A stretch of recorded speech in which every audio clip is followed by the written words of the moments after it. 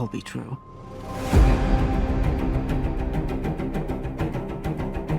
Every word. First of all, congratulations on this. I want to talk a little bit about the breath. You told me in Rome to enjoy the moment, and sometimes I have a tough time doing that. So I need to take a breath and enjoy this moment. But so much emphasis has been on the stunts. You had to learn how to breathe outside of a plane. Can you tell me about the breath part of all of it? Technically, I fly airplanes, I fly aerobatic airplanes, helicopters, jets. So it took years to develop this sequence that you're seeing. Picking out the airplanes, making sure that developing it's not like you could sit down and see. We had to find out what's the limitation of that aircraft, or even with the submarine as we're doing those things. So like anything, you just I'm developing these skills and we're applying it to cinema. And I'm an athlete, so you got to breathe, Yeah, but you're really good. You've mastered it. Has it translated into your personal life, just helping you breathe through life? I'm always I sprint through life. Yeah. I attack life. I'm constantly, pushing myself, and I look at life as a pure adventure. I'm glad you brought up the sprinting. McHugh has said you are an underrated actor at times. And there's a lot of acting involved in the running. What is the difference between running when you're trying to escape from something versus running when you're trying to save someone? There are subtle acting things that you do. You as the audience, you're just going to have to pick that out for yourself. Yeah, but you do it. I know. Thank you. Last quick question. Krieger's knife makes an appearance, and I'm just curious, in looking through 30 years, is there an item that represents this work that you've done over the decades that you either have or don't have, but just kind of reflects and represents there's many. For each film has its own iconography of, the airplanes in this, there's many of them. What exactly is your plan? Look, I'm excited. Anything that's going to promote cinema. I make movies for the big screen, for audiences. I don't want people to watch the film. I want them to experience it. Which way, Becky? Turn left! Go, go, go, go! What are you waiting for? You've been doing this, 20 years this year? Yeah, I know. 2005, November, I went to LA, never been to Hollywood before. I was on the Paramount lot suddenly, and Tom and Ving walk out of a door in the set. I didn't meet them before I even started shooting. And they were like, hey, how's it going? Action. It was crazy, absolutely crazy. And I thought, I'm there for a little bit of stunt casting. JJ likes Shaun of the Dead, and let's put him in the movie. And then, what do you know? 6 films later. I have to ask you, in the movie, the knife makes an appearance. Yeah. And it harkens back immediately to, honestly, the 30 years of this franchise. Absolutely, yeah. What is that item for you, whether you have it in your possession or not, kind of represents your 2 decades on this franchise? Well, I remember going to see Mission Impossible, the first one, in Cricklewood in North London. I remember the theater and everything.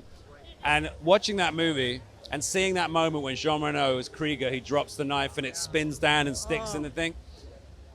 I'm getting goosebumps talking about it. Seeing it in this movie, particularly without any spoilers, how it ends up interacting with me. Yes. When I think about me sat in that cinema then, if someone had come up to me and whispered, one day, you're going to be in a film, not only with that actor, but that knife. It's mind-blowing. I mean, you are just a legend. Well, thank you. Come on. That's very kind of you. Thank you. Can you watch this movie as a fan? Are you able to do that at all? Oh, I did. I mean, now listen, honestly, there was a little time between, the end of filming and actually seeing it on the big screen. So by the time we got to that, I'm sitting there, I'm watching it just like the fans are watching today. I was holding on to the edge of my seat. My hands flew up a couple of times. I was like, oh. And I know he makes it out because he's sitting right next to me. Did you lose any acrylic nails? Because that's what happened to me. Did you? Yeah, I did. So I work with Harkins Theaters, the largest independently owned theater chain in the country. What can people expect from seeing you as president? Oh, me? Ultimately, I hope I made you feel secure that, you have the perfect leader and that it's all gonna turn out right. If you want to shoot the ice cap, you're going when the temperatures are absolutely their most extreme. Well, you've got to be thrilled to work with Tom again, but were you as thrilled to know you were going to Svalbard? Because it looked really cold. I was excited because I was like, oh, I've never been here. And then it's like minus 40 degrees. And I was like, oh, do I have to be in that scene? That was my emotional roller coaster that I went on. This has been such a great time of reflection, looking back at all the different films. I know you've been in only a couple of them. Is there a scene from a past Mission film that you would love to have been a part of? I would have loved to have been a part of when they're fighting in the hotel in the Burj Khalifa. I would love to be in that. I wish I was hanging on the side of the Burj Khalifa with Tom. I would love that. Tara Hitchcock from Harkins Theaters, the largest independently owned theater What chain. movie are you in there? You know what? I don't know. You Nothing. belong in, I mean, look at Wait, the what is it? The eyes, hair? Everything. It's the hair. It's the whole thing. I'm sorry, I don't mean to be butt kissy, but you look like an actress. He is so mean in this movie, but he's so nice on the red carpet. It's just facts.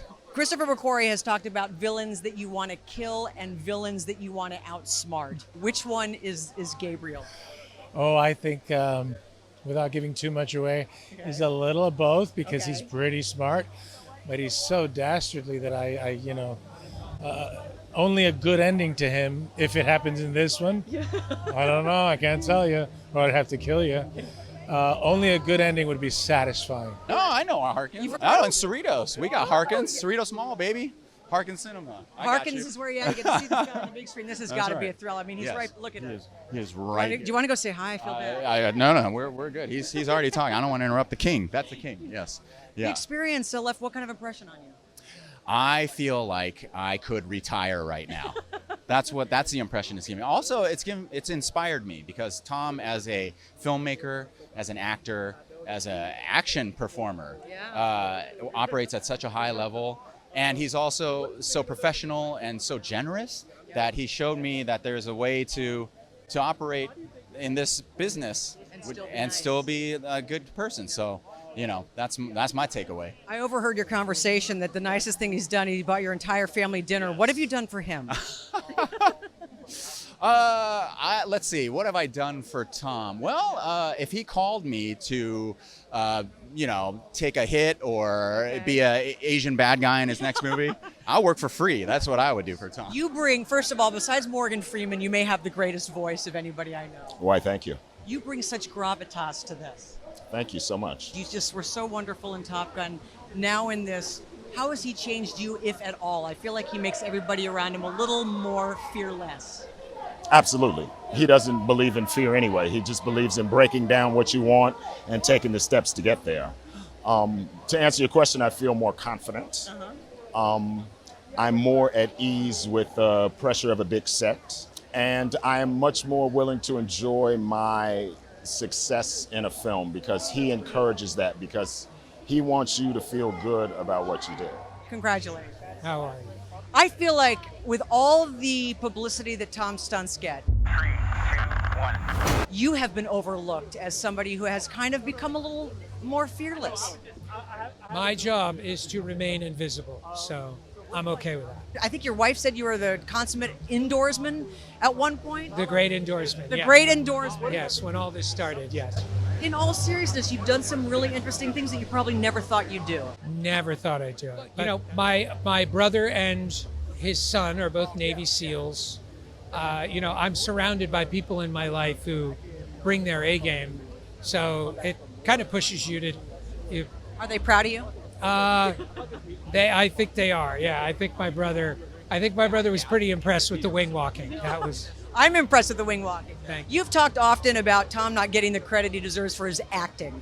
It's overlooked. One of the things I noticed involved his running. What is the difference? This is how subtle he can be with his acting. The difference between running away from something to escape it versus running towards something to save it. The subtle, I noticed the subtleties in this film. Performing while running. Yeah, it's pretty interesting. The multitasking Tom does in this movie, beyond the running, when you're watching Tom in the airplane, when he's in that red airplane and he's at the controls, there's no camera crew up there with him. When he's throwing focus, he's throwing focus. He's lining up the camera to where the bright light is. That's all Tom. He's like a one-man movie-making machine. Did you ever think that you'd be able to say cows and polar bears caused issues for you? No. And I wouldn't say they caused issues, but They were there. They yes. were obstacles. Polar bear-related stoppages are definitely new, even for this franchise.